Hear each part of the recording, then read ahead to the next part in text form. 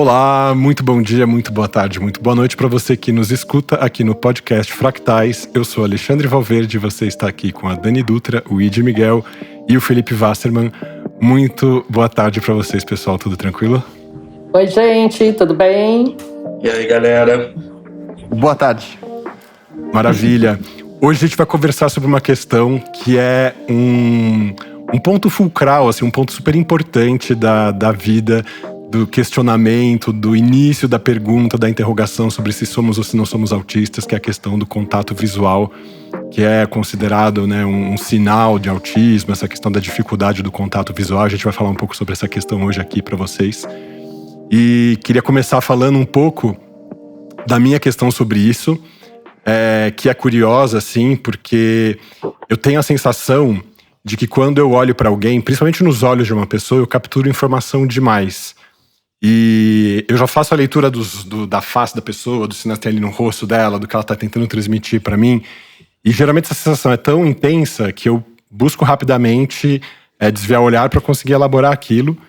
E também tenho a sensação de que se eu fico falando, olhando para os olhos da pessoa, eu vou saber para onde os olhos da pessoa estão olhando. E se os olhos da pessoa estiver apontando para minha boca, para o meu nariz, para minha bochecha, para o meu cabelo, eu vou ficar tentando pensar por que a pessoa está olhando para aquele lugar naquele momento.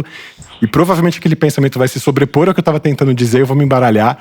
E aí eu prefiro nem ficar sabendo, eu deixo a pessoa olhar para onde ela quiser e eu fico falando o que eu preciso falar ali. E além do mais, eu tenho uma sensação de que quando eu estou conversando, o meu pensamento ele vai ocupando um espaço, ele vai formando uma espécie de, como eu posso dizer assim, um volume, uma volumetria, uma cena na minha frente que eu preciso olhar para ela, entre aspas, assim, vamos dizer, né? Então eu gosto de ter esse vislumbre, essa questão de ficar dirigindo o olhar para o nada, onde estão os meus pensamentos, vamos falar assim. Então essa tendência é muito comum em mim, e aí a impressão que as pessoas têm é que eu não sustento o olhar. E isso pode causar muito desconforto, embora eu também possa sustentar. Eu sei que se eu quiser me concentrar e ficar fazendo isso de propósito, eu posso, mas é bastante desconfortável. E a não ser que, óbvio, e aí eu vou falar sobre isso daqui a pouco, depois de passar a bola aqui para vocês, mas quando eu estou trabalhando, que aí muda muito a questão de como eu dirijo o meu olhar e o que meu olhar busca. E aí eu quero falar com vocês sobre isso daqui a pouquinho, mas eu vou passar a bola aqui para você, Dani. Como é que é essa questão do contato visual para você? Essa é uma das coisas muito engraçadas, acho, da questão para mim do contato visual, é que eu me percebo sempre olhando para várias direções, né? Enquanto eu estou falando com uma pessoa, eu olho para a pessoa, mas aí eu penso, olho para cima. Sabe aqueles recursos que as pessoas acham que estão lendo nosso comportamento, né, corporal? Quando fala, ela olhou para cima, para o lado esquerdo, olhou para cima, para o lado direito e tal. Eu acho que eu sou vítima desse tipo de coisa, justamente por não sustentar, né? Exatamente, não sustentar tanto. Assim como você, acho que profissionalmente a gente aprende a fazer isso, e até em outras ocasiões de forma educada, como olhe para uma pessoa quando ela fala com você. Então, esse aprendizado gera um masking naquilo que seria a nossa natureza de não olhar. Então, propositalmente, você olha. Mas meus amigos me pegam assim, falando assim, não, mas olha para mim, mas você tá prestando atenção? Uhum. Mas não tá prestando atenção porque você desviou o olhar completamente. E aí acho que isso também dificulta entender se as pessoas estão com um olhar fixo em alguma coisa. Eu acho que tem essa verdade que você fala da gente captar, né? Muito mais em um átimo de tempo, né? Exatamente. Um piscar de olhos, literalmente. Num piscar de olhos, mas ao mesmo tempo, aquilo que eu estava comentando um pouco com vocês antes, você não sabe se a pessoa está te olhando para determinada coisa fixamente há tanto tempo, porque você não ficou parado ali fazendo isso. Eu acho que essa questão do tempo do olhar acaba se perdendo, mas não é algo que eu tenha um desconforto no sentido de dizer, putz, essa questão de eu não fixar o olhar, ela me prejudica na percepção do mundo, na percepção de uma pessoa. Acho que a gente vai ter outras histórias para contar, acho que tem um aspecto específico que isso prejudica, mas Não sei, pra mim. E vocês, Então, meninos? eu tava até pensando, O que vocês um detalhe nesse tipo de... Eu acho que quando eu era mais jovem, eu era um pouco mais tímido. É estranho eu tímido, baseado na minha persona de hoje, mas eu já fui essa pessoa mais tímida no passado. E eu olhava para baixo, eu tinha dificuldade de olhar no olho. E aí tinha realmente problemas específicos da timidez. Eu já até falei sobre isso num dos episódios passados. Uma coisa que não é específica do contato visual, mas eu acho que é um nível de segurança puxado disso, às vezes eu rio, mas não porque é uma coisa engraçada. Quando eu morei fora, algumas pessoas ficavam bravas comigo quando nós falávamos uma coisa e eu dava uma risada de nervoso, não de engraçado, e a pessoa ficava brava como se eu estivesse rindo dela. Então tinha um problema não específico no olhar, mas no não verbal, que eu não me adaptava àquele sistema. Mas uma coisa que eu tô reparando muito assim, tipo assim, é um sinal para mim muito forte, é que a minha filha não olha para foto.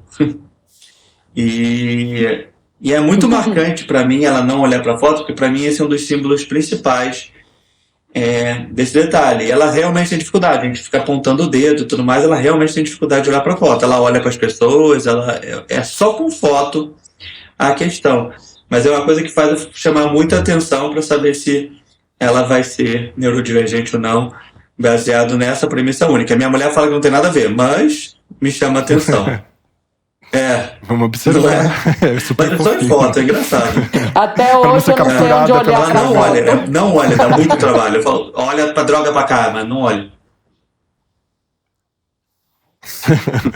É engraçado isso, porque para todo mundo aqui o olhar ele tem um peso, né? Não sei se vocês compartilham disso, mas o olhar tem um peso. Então, quando eu olho para alguém, ou escolho direcionar o meu olhar, é sempre algo que vem com mais intensidade. E talvez por isso, para pessoas neurodivergentes como um todo, nesse sentido, o olhar do outro, né, e essa coisa de olhar na cara de alguém e ficar encarando, seja mais difícil do que para a média. Porque, não sei se vocês compartilham disso, mas tem um significado muito maior. E pensando, essa coisa do meu olhar para o outro e como eu percebo o outro me olhando, né, isso é muito interessante. Eu percebo que, quando eu vejo as outras pessoas me olhando, eu coloco o peso que eu coloco quando eu olho para alguém. E não necessariamente peso de algo, pesado e dolorido, mas peso no sentido de, conteúdo ali dentro, sabe? Então, talvez por isso seja tão difícil olhar olho a olho o tempo inteiro, porque não necessariamente o tempo inteiro eu quero ter aquele peso. E as pessoas tendem a cobrar muito o olhar de mim, porque quem me conhece sabe que quando começou a perder meu olhar, numa conversa tete a tete, eu não tô mais ouvindo, eu realmente não tô. E o que acontece, Alice, você falou essa coisa, né, de montar a cena. O que acontece é isso, é que às vezes a pessoa tá falando comigo, eu tô muito focado, olho no olho, e aí eu começo a formar a cena do que ela tá falando. Só que num determinado momento, o meu enredo acaba caindo para outro lugar. E aí minha imaginação vai indo. Nesse momento, aquele meu olhar... capturado. Tava no olho a olho com a pessoa, vai se perdendo. E a pessoa naturalmente percebe que meu olhar começa a ficar mais vazio e as pessoas ficam bravas. Então, acho que essa coisa de perceber o olhar dos outros e como isso reflete em como a gente olha, passa muito por esse lugar. Esse lugar do peso, do conteúdo daquilo. E por isso, talvez, essa relação de olhar e ser olhado seja um pouco mais profunda para pessoas como nós, que são neurodivergentes.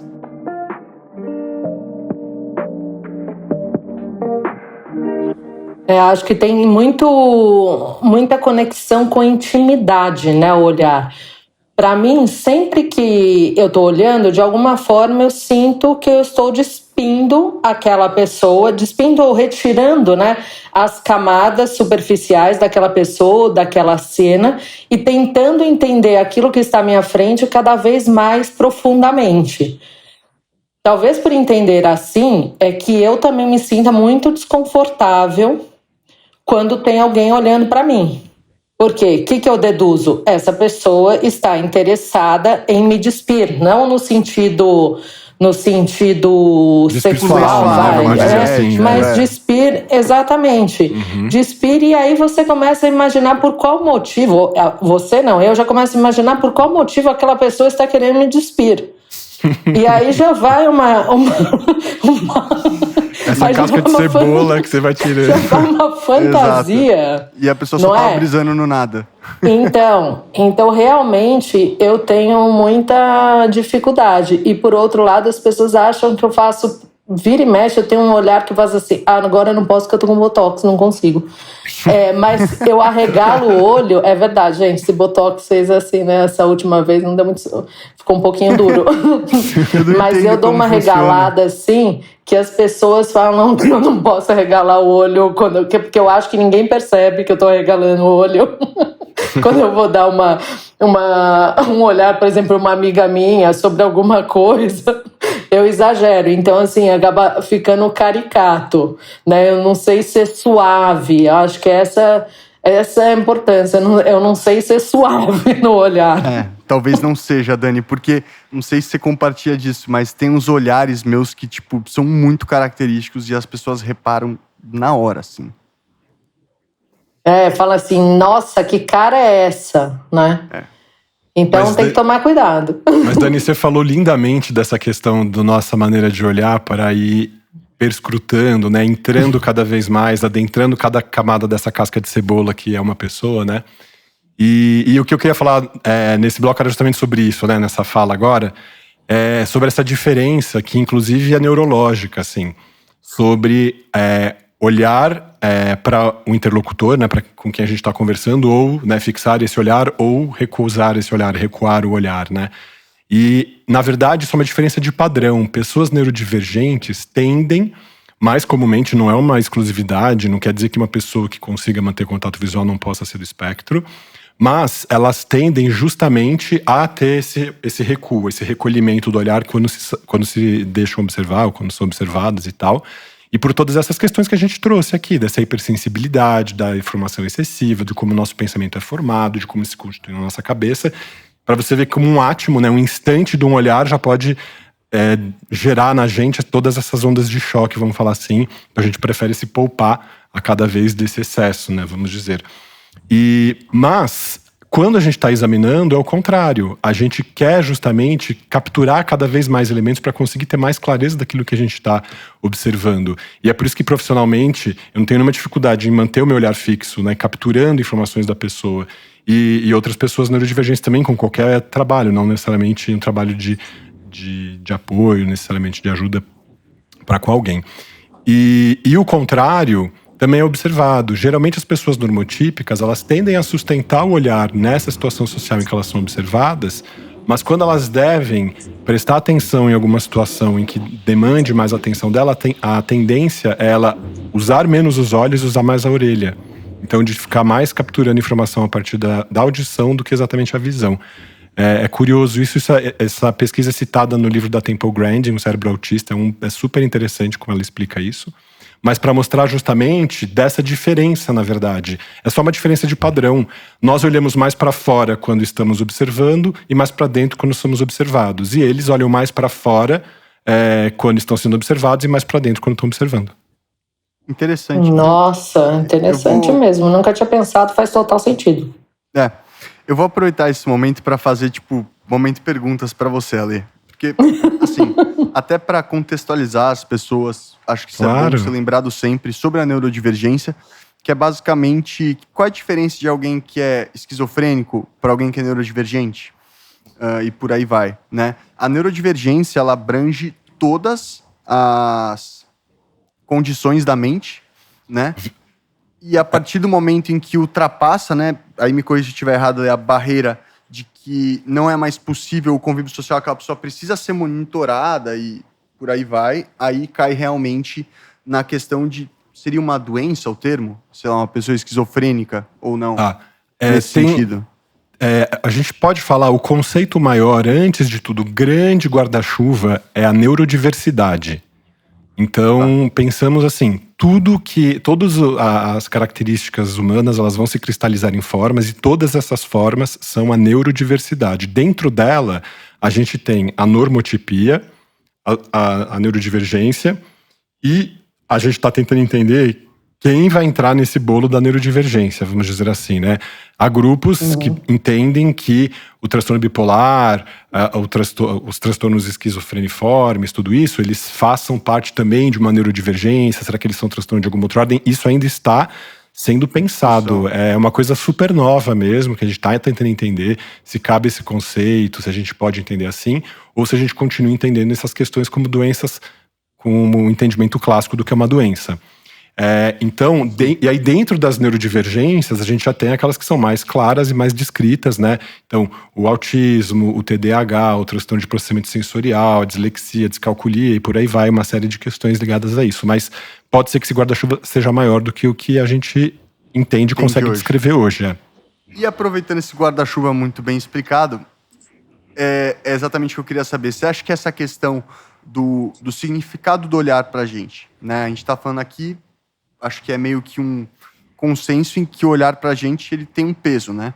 Ele sempre vem carregado de significado. Por isso, quando a gente olha mesmo. Por isso que talvez no trabalho a gente realmente consiga concentrar muito.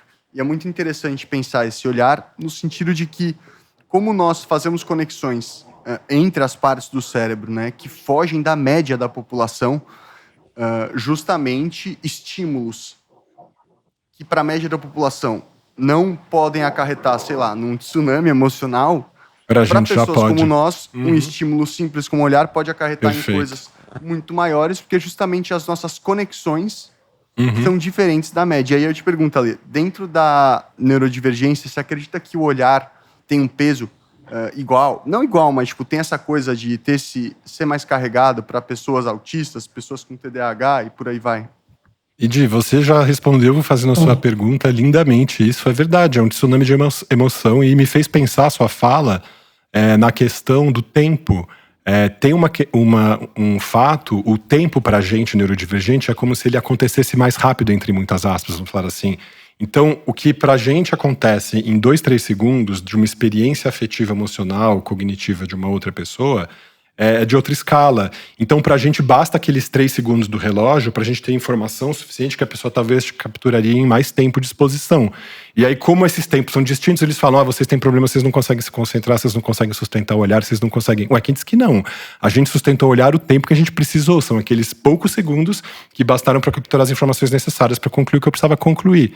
Então, eu gosto de pensar nessa referência de como o tempo acontece para cada um de nós, porque até nesse sentido, dentro das neurodivergências, isso é diferente, e mesmo para cada pessoa do espectro, acho que não não vamos homogeneizar isso, mas eu vejo muito por aí essa questão também. E claro, muito carregado de informação, de sentidos, e pensando que a informação que a gente captura, às vezes num flash, de olhar ali, não quer dizer só daquele momento, daquele instante. A gente tem uma memória hiperfuncionante, aquilo pode nos fazer reconhecer padrões que vão despertar lembranças e memórias. Então, assim, a nossa cabeça não para de funcionar. É como se ficasse batendo num sino que ressoa super forte o tempo todo. Então, mesmo com poucos estímulos, a gente tende já a ter essas reações. E a gente se poupa, na verdade, né? É questão de evitar esse contato que as pessoas podem entender como recuo, recuar desse excesso. Falando na explicação mais profunda assim, mas é muito isso. E aí, Fê, o olhar, na verdade, olhar pra você, cara? Eu estudei cold reading, né, que é leitura corporal, há um tempo atrás, e na verdade 90% das emoções você consegue ler pelo olhar, assim, tipo, entre todas as coisas do rosto, o olho é o que passa todas as informações. Você consegue saber o que a pessoa está pensando, se ela está mentindo, se ela está feliz, se ela não está. Se você tampar todo o resto, você consegue se ver tudo pelo olhar. E a gente tem que se ver nessa questão, apesar do que o Ale falou, a gente vive numa questão social onde existe uma expectativa sobre o olhar em relação à conversa. Então, tipo, você não olhar para uma pessoa, para aquela pessoa específica, você está passando uma mensagem conscientemente ou inconscientemente. Mesmo que você não queira passar a mensagem, a pessoa está lendo aquela mensagem. E aí eu acho que a ideia de vamos explicar por que não olhamos desse jeito, apesar que eu não acho que eu tenho isso específico, é muito difícil, porque não é que a pessoa para pensar que você é desse jeito. Ela literalmente conecta com a informação que ela tem, que você não olhar, você parou de prestar atenção. O que em muitos casos é verdade. Mas então, mesmo que a gente tenha os espasmos diferentes, a gente fica pensando, olhos fazem movimentos diferentes, a gente vive em sociedade, a expectativa sobre a comunicação do olhar é muito clara, não é muito clara, mas é muito facilmente vista, muito rápido. Sabe, tipo assim, eu que tenho filha, dá pra saber claramente quando elas estão mentindo ou inventando só pelo olho, né? Tipo, tom de voz também, mas pelo olho dá pra saber claramente. Então, qualquer simbolismo, mesmo que para neurodivergentes, autistas, tenha alguma dificuldade isso, para outra pessoa, ela é tipo assim. Eu sempre brinco em futebol, não é que você calcula a velocidade da potência do chute para mirar, você não calcula isso tudo, não é um estudo isso. Literalmente, você já faz e a pessoa interpreta desse jeito.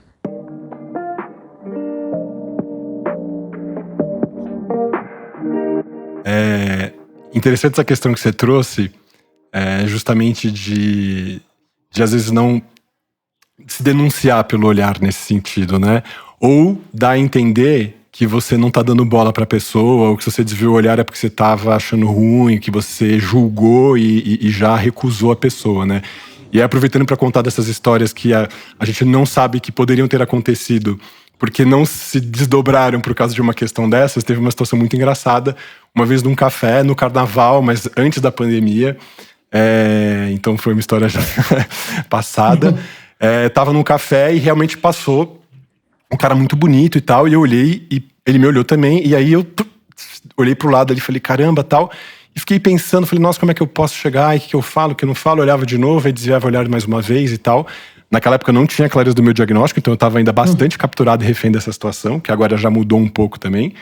E aí eu escrevi um papel, assim, um guardanapo, o meu número de telefone, passei do lado da mesa dele e deixei. E aí depois ele pegou meu telefone e falou, nossa, cara, legal que você deixou o seu número, mas eu tava tentando deixar claro pra você que eu tava afim de você te olhando lá do café e tal, você não olhou nenhuma vez e tal, o que tá acontecendo, você curtiu mesmo? E aí eu falei, putz, tipo, essa informação foi na prateleira das coisas que eu não sabia explicar na época ainda, mas é uma história bastante cabal de como eu me dei mal por causa disso.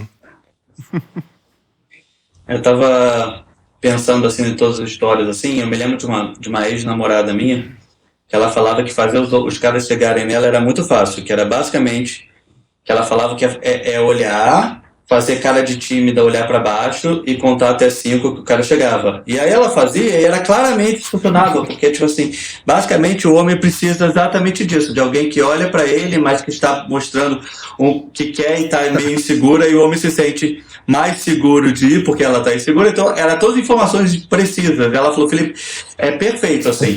Aí eu falei, você fez em mim? Ela, claro. Eu falei, cara, funcionou perfeitamente. Então essas coisas é muito engraçadas, assim, quando algumas pessoas fazem natural, outras pessoas têm a técnica. A minha esposa, ela, em noitada, ela stalkeia as pessoas, então eu acho que é mais freak, assim, e eu percebi isso, e pra mim foi muito claro que ela tava stalkeando, eu achava muito errado, mas funcionava porque ela é bonita, então tipo assim, eu falo pra ela, só funciona porque é bonita, porque faz duas pessoas só te acharam maluca. Mas assim, eu acho que quando eu era muito novo, tinha a questão da timidez. Eu demorei muito pra dar o primeiro beijo, assim. Depois eu, tipo assim, passou em segurança, facilitou. Mas antes disso, demorou muito. Eu teve um case que eu já até contei aqui, que eu olhava pra baixo constantemente e as pessoas estavam achando que eu tava olhando pros peitos delas. Tudo, eu nem tava, eu só tava tímido. Mas eu passava uma mensagem totalmente errada da informação, entendeu? No meu olho claramente mostrava a insegurança que eu tava para aquilo, e depois que eu aprendi que o olhar é segurança, tipo, facilitou muito isso, assim. Então, tipo assim, eu acho que tem essa questão. Eu acho que homens e mulheres talvez tenham esse tipo de diferença no flerte de quem... Hoje em dia eu acho que muda isso um pouco, eu não estou na noitada há muito tempo, mas quem dá o primeiro passo não, mas quando eu era mais jovem era muito mais um trabalho do homem fazer isso, assim, eu espero que isso tenha mudado. E da mulher de esperar e usar o olho pro flerte, e o homem do olho da segurança. Então tinha muito isso claro, e eu não tinha o olho da segurança quando eu era jovem, então eu tinha muita dificuldade nisso até conseguir domar ou a minha própria insegurança que estava no olho e facilitou isso, assim, mas estava muito claro a comunicação via olho. Eu só sei que é verdade isso que você falou, Fê, sobre os homens, né? Hoje tem uma passividade muito maior. Embora eu também tenha saído um pouco desse ambiente, né? Mas às vezes eu sou solteira, às vezes eu frequento, obviamente, uns lugares e você vê que as mulheres têm uma atitude muito diferente do que tinha antes. E embora eu seja conivente com a prática, eu não faço isso, eu não sei, porque é isso que eu falei, eu não tenho essa suavidade, entendeu? Se o cara for ficar esperando eu chegar nele com um flerte, ele vai ficar esperando todos os dias da vida dele. O que eu posso fazer é conversar, e é o que geralmente acontece, mas aí o que acontece efetivamente? Nossa, eu tô lotada de amigo homem, mas nenhum percebeu que eu tava afim dele, entendeu? Porque o pessoal fica conversando, mas não tem aquele... Porque ou vai ser isso, ou vai ser realmente uma direta. Mas você acha que isso é uma coisa, tipo, social, Dani, da sua construção social como mulher no mundo? Ou algo não, eu acho que é meu. que vem de outro Porque mundo seu? a minha irmã não é assim. Sim. Tipo, Entendeu? Porque poderia... poderia. Aproveitando. Não, e mesmo saber se tá acontecendo uma cena ali de um flerte, um chaveco, faz parte dos critérios diagnósticos, assim, da entrevista. Exatamente, você isso precisa ser muito óbvio, entendeu? Você consegue perceber quando você tá perceber. sendo... exatamente. Precisa ser muito óbvio. Bom, caminhando pro fim, pessoal, mas ainda nessa linha aí das experiências, acho que essa coisa do... Nossa senhora, eu me perdi no que eu ia falar. A gente tá falando da influência negativa ou positiva que essa questão de desviar o olhar ou não sustentar o olhar pode ter trazido na nossa vida em alguma circunstância, ou afetiva, ou social, ou trabalho. Você acha que agora... tocar o seu violão facilitou? Pra você olhar pro flerte? Não, muito pelo contrário. Meu violão só problematizou nesse sentido. Porque o que acontece? Quando eu tô tocando... Eu faço muita careta, é uma coisa natural, sabe? Eu não consigo evitar. E aí vem justamente o que eu queria falar do olhar e das experiências. Enquanto vocês estavam falando, eu fiquei pensando que o olhar, ele é muito um termômetro de áreas minhas que eu não gosto de mostrar. Então, naturalmente, o olhar se torna uma questão em 2 pontos muito claros, assim, para mim, que eu consigo enxergar. O primeiro é o tocando. Então, tipo, não dá pra eu olhar pra ninguém. Tipo, eu preciso fechar o olho, porque senão eu vou me julgar e eu vou sair daquilo, né? Porque a partir do momento que eu faço contato visual com alguém, aquela pessoa me acessou. E no que ela me acessou, eu comecei a pensar no que ela pode estar pensando de mim. Isso naturalmente vai afetar o que eu tô tocando. Porque eu vou pensar, puta, olha essa cara que eu fiz, né? E isso é complicado. E que é algo que justamente vem de uma insegurança com a autoimagem, né? De não sentir firmeza nisso. Porque não é uma autoimagem típica. E a segunda, que é muito passa por esse lugar que você falou, Dani, e que você comentou, Ale, que inclusive é uma coisa que faz parte da entrevista de diagnóstico, né? Que é essa coisa de, tipo, as pessoas estão dando em cima de você e você nem percebeu. Nossa, essa fala pra mim, assim, ela aconteceu muito, acontece hoje o tempo inteiro. E é muito interessante porque nesse quesito de chaveque, por aí vai, eu sempre tive muita dificuldade de chegar nas pessoas.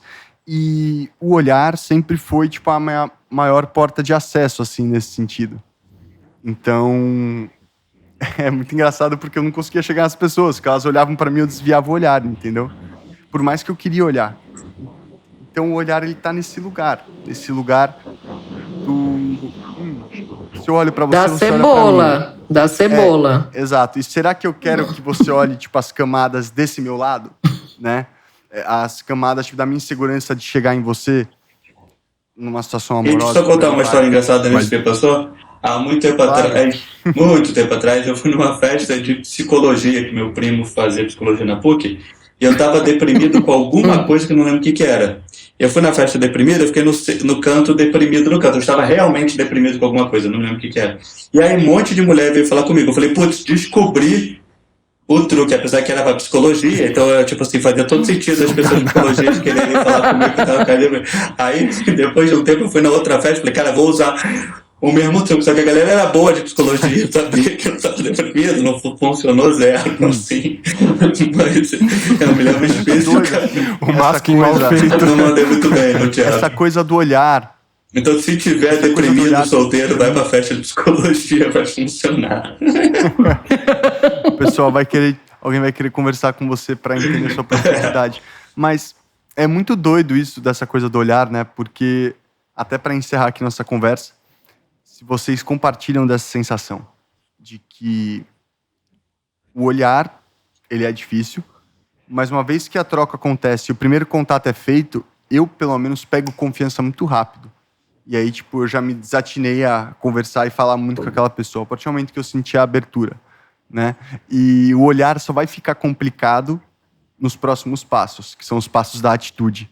Então, eu sinto que nas coisas que envolvem o olhar e que, pelo menos na minha vida, eu sou muito inseguro, os momentos de, tipo, sabe, tudo ou nada, assim, de muita decisão, são complicados. Isso, na verdade, na minha vida é um pouco complexo em tudo, quando eu paro pra pensar. Eu tenho muita dificuldade com 8 ou 80 e, ao mesmo tempo, não. Mas, enfim, isso é papo para outro episódio. Isso que eu ia falar, você deu várias sugestões de episódio aí. Eu pensei na questão da autoimagem, nessa questão da impulsividade, na questão da hiperfixação afetiva. Você trouxe vários pontos aí legais pra gente desdobrar. E fica aí você que tá aí do outro lado, querido ouvinte, ouvindo aí o que pode vir, comenta no Instagram, manda pra gente, fala o que você quer que a gente te escuta. Um grande abraço, pessoal. A gente não te olha, mas a gente te escuta. Exatamente. Nossa, genial, Dani. Sacanagem. Ai, valeu, Tchau. Você não gente. vai dar tchau? Você nunca dá tchau, cara. Um beijo. Falou.